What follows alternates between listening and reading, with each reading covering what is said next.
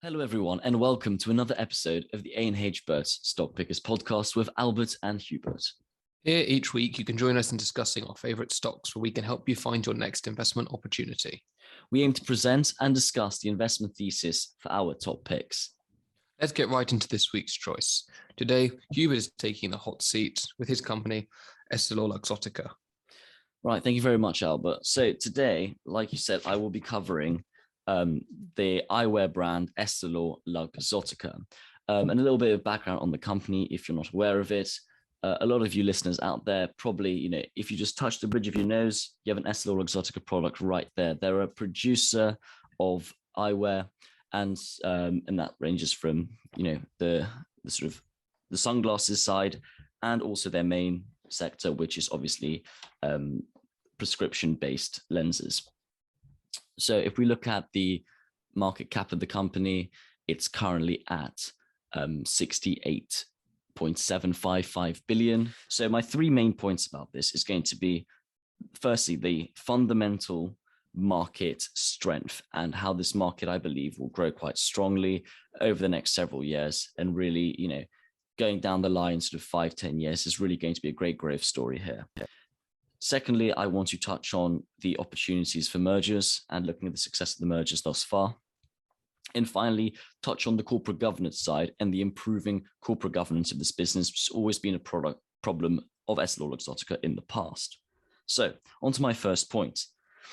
The global eye market has currently been growing at about a 4% CAGR over the last 10 years, which seems relatively, stable and relatively low. But I think there are some key things that are really going to push this market quite far over the next few years.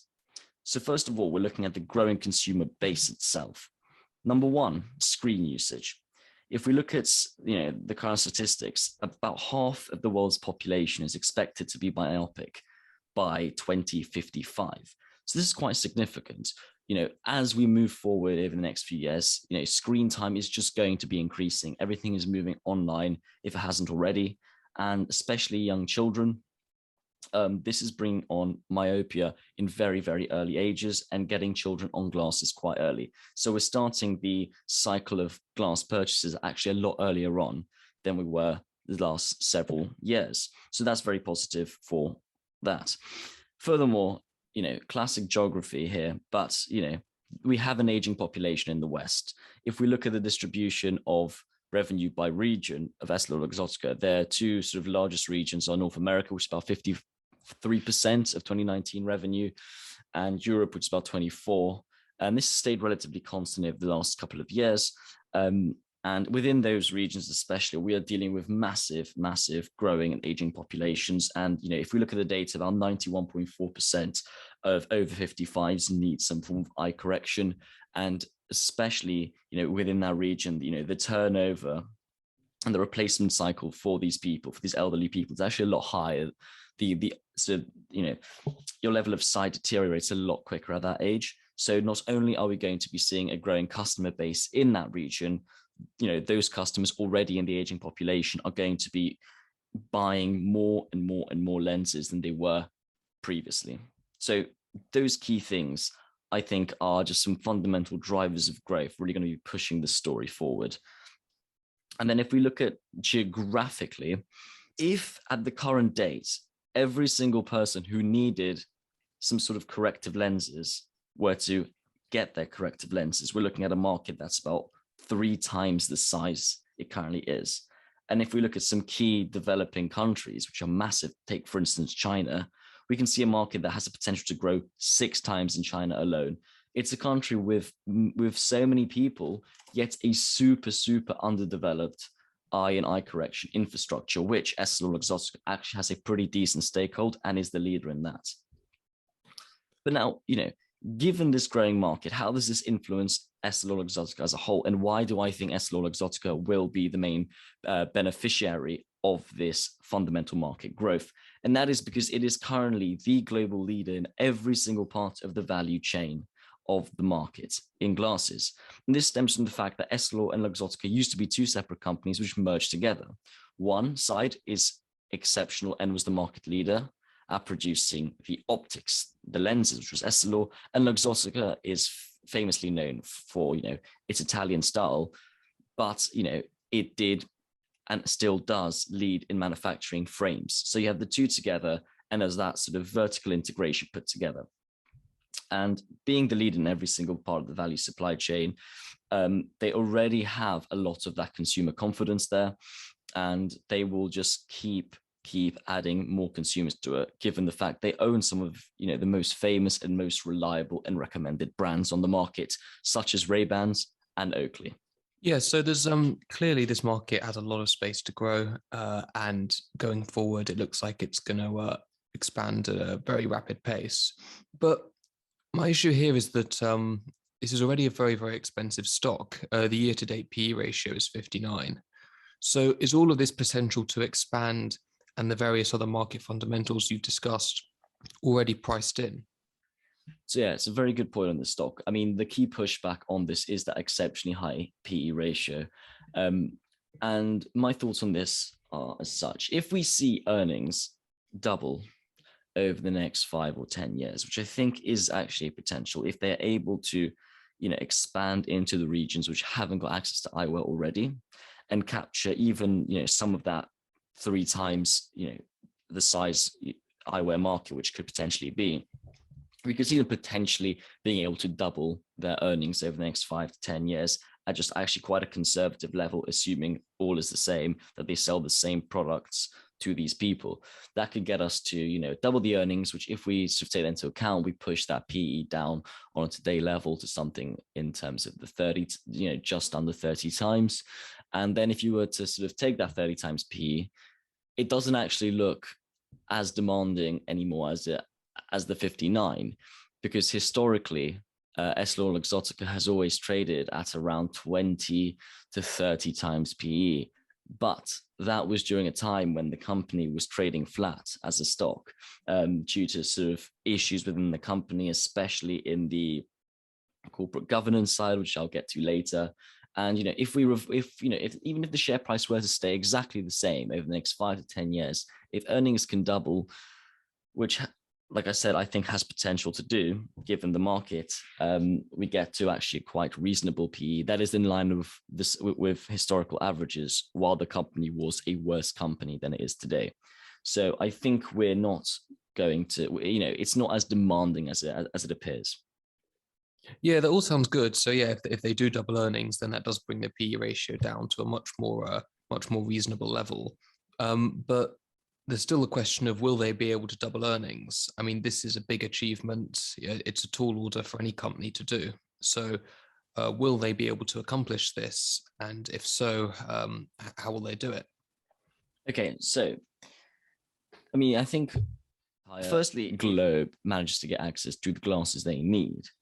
We have a market 3 times the size. Now, that is quite an ambitious target to achieve over the next 5 to 10 years, maybe 20, 30 years down the line, that could be possible. That would bring, the total glasses market up by 3 times, which is greater than the 2 times I was talking about. But that is an ambitious target, yes. So I think some of the other aspects of the market will actually be the drivers of doubling earnings.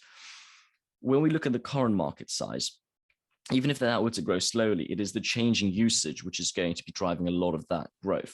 First, like I said, the myopic, the sort of the increase in earlier onset of myopia is going to bring a large driver of growth there.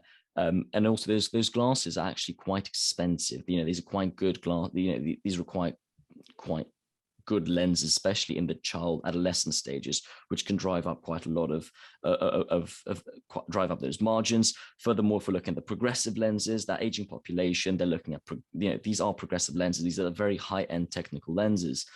And these are one of the highest margin accretive lenses that the company produces. And if we see the aging population sort of heightening, especially in the core markets they already have now, that's going to further push earnings beyond just market size increase. And there are several more factors which sort of kick in here. If we're looking at millennials and the changing nature of glasses, if you look back 20 years ago, glasses were simply an essential product you had to have if you couldn't see. Nowadays, you can see millennials have a 3% volume CAGR roughly, of growth in terms of the number of glasses sold. And this is actually just due to the accelerating replacement cycle as glasses are becoming more of a fashion statement alongside the fact they're a necessity. And that really puts EssilorLuxottica in a sweet spot, given the fact that it actually has access to a lot of these fashion brands such as RayBans, Oakley, and about 10% of its revenue by brands is actually licensed. They already have licenses with big fashion brands. So we can really see a lot of that turnover and replacement in millennials for the sake of fashion is happening with EssilorLuxottica. And then, my final point will probably be around China. I think China will be a big driver of growth for EssilorLuxottica in the next few years, and could potentially push up those earnings significantly, given the fact it's got, already has a brand leadership in China, and given the fact that China is an exceptionally underdeveloped market in this space. If, improvements were made and the Chinese market gets fulfilled over the next 5 to 10 years, we could see that entire segment actually increasing even by 6 times or more if EssilorLuxottica is even able to increase its market, its market share. I think that puts me nicely into my second point, which is the opportunity for mergers, which puts me nicely into my second point, which is going to be discussing the opportunities for mergers and discussing, the mergers that have already happened thus far over the last couple of years. So, like we said, EssilorLuxottica is a global leader in every part of the value chain. It currently has around 10% of the global market share in a very highly fragmented market. So there are lots and lots of little small competitors, and EssilorLuxottica is the big dominating space. But, there is arguments to be made from, the strength of their fundamentals that they could organically increase their market size. But even more so is the fact that they are just, going ahead with quite a lot of merger activity, which is going to further push that market share and capture that fundamental market growth. So last year we saw a pretty successful merger with Grand Vision, which really helped them to secure a greater market share in its European segment. So pushing its European segment further. Grand Vision was the global lead, was also the regional leader in Europe, and now that's part of EssilorLuxottica. From the data, there was around a 5 to 10% saving in terms of cost synergies as well there, which is actually very beneficial for the margins.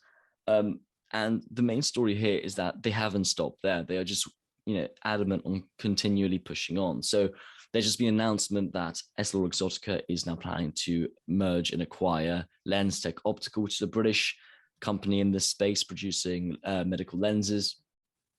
And, we can really see they're furthering their goal to get as much market share as possible, which again is going to be very essential if they grow and try and capture the growing fundamental market.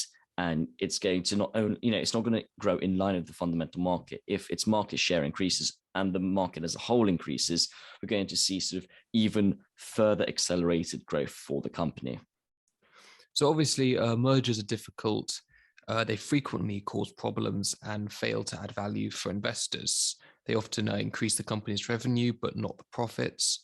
So my question is what are EssilorLuxottica doing to ensure that their mergers will be successful and will add value to the company and for investors? Okay, so that's a very good point. Yes, it is true. A lot of mergers are not as beneficial as we like them to be. But if we're to look at the recent sort of semi-annual interim earnings, we can already see that since the acquisition of Grand Vision, we have seen significant improvements. So we can see the revenue has grown around 40% since the last sort of interim period earnings released, which, is what we expect from a merger. This is very positive. This is what we want to see. However, if we're looking at something like the gross profit, which is where the earnings and the costs come in, we're looking at a pretty decent margin of 61.4%, which is, in line with sort of previous margins. And if anything, we're seeing those gross profit margins stay stable. But when it comes to the EBITDA margin, which further narrows down those and factors in a lot of those costs, which probably occur in a merger from potential corporate governance disputes and supply chain integrations, the EBITDA margin has improved from 23.8% in 2020's last interim period to 27.2% in this period. So if anything, we have seen that these mergers have actually been integrated very well, as the margins of EBITDA have increased, not decreased, as usually happens straight after a merger. Yeah, that's fair enough. So it seems like, at least so far, their mergers have been able to add value to the company. Obviously, going forward, this isn't a guarantee that every merger will continue to do so. But yeah, it seems so far that they've been able to do that. Yeah, thus far. Yeah. And given the fact that it's been so successful so far, we hope and expect that to continue forward. But obviously, that is a big risk to sort of factor in for this company, especially when it's doing a lot of inorganic growth as well. Yeah. Okay, I think sort of that covers sort of the merger side, and I want to finally wrap this up with what I think is a key fact to talk about when it comes to EssilorLuxottica, and that's the corporate governance issue, or should I say the corporate governance improvement that we've seen lately. So over the last 10 years, this has been a stock which has actually really outperformed the general market itself and has traded relatively flat. And that does send, alarm bells ringing. And if you speak to most investors on this, a lot of institutional investors have always had the same concern. It's the poor governance side. So when Essilor and Luxottica merged, there was an agreement where there were 8 board members of Essilor and 8 board members of Luxottica. And, cultural differences, one's a French firm, one's an Italian firm. There was a very, very poor interaction between the sort of 8 board members on each side. And for a long period of time, the company struggled to get a lot of things through, and there was a lot of disputes internally. And this, sunk investor confidence. However, as of recently, there's been a new CEO elected and some changes have been made. There's been a massive improvement in, the chemistry of the two sides. And now currently Luxottica effectively has full control of the business. And since then, we've seen those mergers going through quite quickly, and we've seen share price appreciate quite quickly as well. So if you look at the recent share price pattern, that increase and positive upward trend in the share price over the last year has actually been largely due to that improved corporate governance side, which has given investors far more strength and confidence in the business. And I think this will continue further. This eliminates one of the greatest risks of investing in this business previously and gives us real hope and confidence about the management's ability to make good decisions moving forward, which I think is essential for something like this, where we're looking at a 5, 10 to 20-year horizon of growth and not just a short-term improvement. So can you tell us a bit about this new CEO? How has he been able to achieve this and to bring the different sides together in the company? So this new sort of CEO is called Francesco Milleri, and he took over from the last one. From my understanding, and actually speaking to someone who used to work for EssilorLuxottica back in the day, and actually sort of only left quite recently, he saw this transition come through.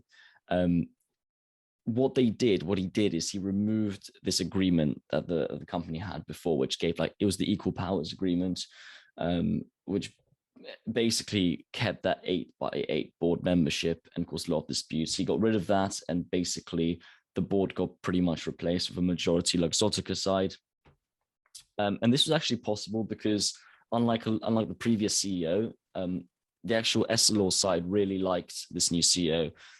They agree with him.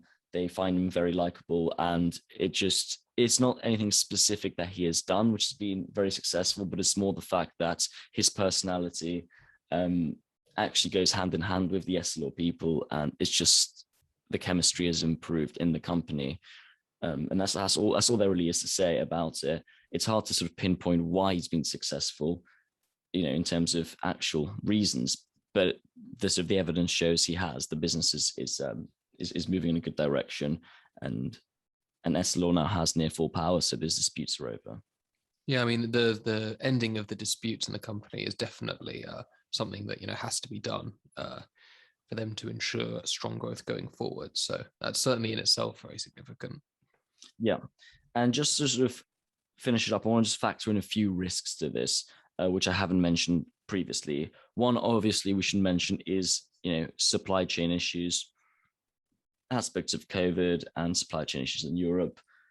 As always, when we discuss this, that's pretty short term. Shouldn't be too much of an issue. We expect that the next interim period of results may take a slight hit in terms of the sunglasses market. We're now moving into the winter period. Obviously, over the summer, that cyclical side, which only accounts for 30% of the business, but sunglasses are quite cyclical. So we see big boosts in summer. We're going to see a slight decline of that in winter now, especially with COVID restrictions still in place and holiday goers still not as confident as they would usually be. But I don't think that's too big of a worry. Looking in the long term, we should see holidays pick up and weather go back to normal, over the next several years. And then the other point is the online competition side. So where does EssilorLuxottica fit into the online distribution network? I think there is very decent potential here for them to actually catch on to this online market. They already have a website called iBuyDirect, one of the distribution chains. And within this, they already offer one of the best, the greatest choice in terms of price. So that's a big advantage of people shopping online, is the price advantage, and EssilorLuxottica has that. However, I will say one of the big players sort of moving in on the small cap side into this online glasses distribution side is a company called Mr. Specs, which is something that's actually quite an interesting company, and I probably will cover it at some point on this podcast. But something to bear in mind is that while Mr. Specs seems to have a very, very strong position in the online market, EssilorLuxottica actually owns a very decent stakehold in Mr. Specs. During their IPO, they got a massive placement. So even if something like Mr. Specs were to take over the market there, EssilorLuxottica will be a beneficiary of that online sort of market growth. Yeah, it certainly seems like they're well placed as people transition to more and more online buying, as we've seen in COVID. So I think that they can definitely adapt to this quite effectively, as they've done so far. Yes, exactly. I mean, currently their sort of online side only accounts for around 5% of their revenue. But given the fact that they have been investing into their online side, I'm not too worried about there being much of a knock-on effect, or a negative knock-on effect onto EssilorLuxottica due to online purchasing, because they do have a very decent stakeholder in that. Yeah, I mean, it seems like they're well placed to transition, if they need to, many of their sales to the online area. Exactly. And I mean, I don't think this will be the same as clothing or other fashion things. For sunglasses, certainly, but if you've ever tried to buy a pair of RayBans, it is exceptionally easy to buy online. They have a fantastic website, and a lot of the sales go through there. But when it comes to their biggest side, was the sort of optical lenses department, most people, I'd reckon, while they do potentially buy their glasses online, then more and more people buying online, I still think that in-person activity is going to remain quite strong for this market, especially when people get eye tests and getting their first pair of glasses. So you talked a lot about how the market for lenses is going to grow and grow. So my question here is, if you want to take advantage of this growth, why would you put your money into EssilorLuxottica instead of one of its competitors? I mean, why is EssilorLuxottica best placed to take advantage of this growing market as opposed to any of its competing firms? Yeah, that is a very good question. And the place I want to begin with this is looking at the actual market in terms of distributors and producers globally.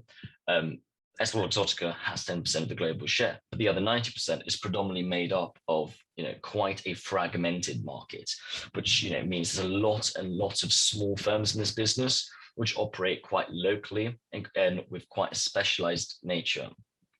So what does that mean for sort of global growth? We are talking about global market growth here. The figures I was talking about the fundamentals of the market are very global focused. And I just don't think a lot of these small fragmented firms have the capacity or the distribution networks in place to capture much of this global growth. They're very local, they're very specific to their regions, whereas EssilorLuxottica is exceptionally well placed to capture the global growth of the market because it already has distribution channels all across the world. North America is its predominant region, but it has a great distribution in Europe as well. The two of those cover around 3/4 of the business, and then a decent stakehold in Asia and Africa, as well as Latin America. They cover the entire globe. A lot of these other firms don't. But if we're looking at some quite direct competitors, I'd say one of the largest competitors in terms of general optics market itself is probably Carl Zeiss Group. And they offer very similar product, but they're a lot more split up in a way. EssilorLuxottica has two focuses, sunglasses and prescription glasses, which are quite similar in nature and often intersect together when you have prescription sunglasses. Carl Zeiss, however, is a far more sort of fragmented business. And they do have a subsidiary called Zeiss, which just does optical lenses, and it's a direct competitor to EssilorLuxottica. But as a business itself, it has so many more focuses. A big part of its business is more to do with optics and medcare optics, and even camera lenses.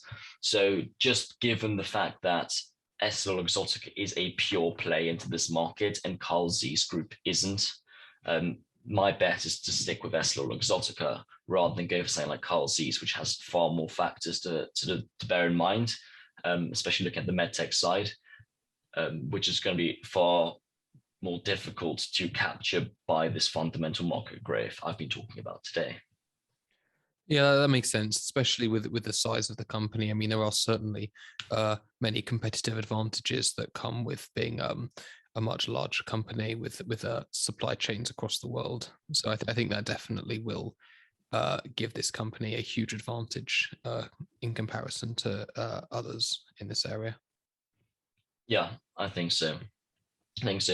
I mean, unless you have any other questions to ask, I think I've covered everything I've wanted to cover today. Yeah, no, I think that's everything. Right. I reckon it's time to wrap up. Well, we hope you enjoyed this week's discussion.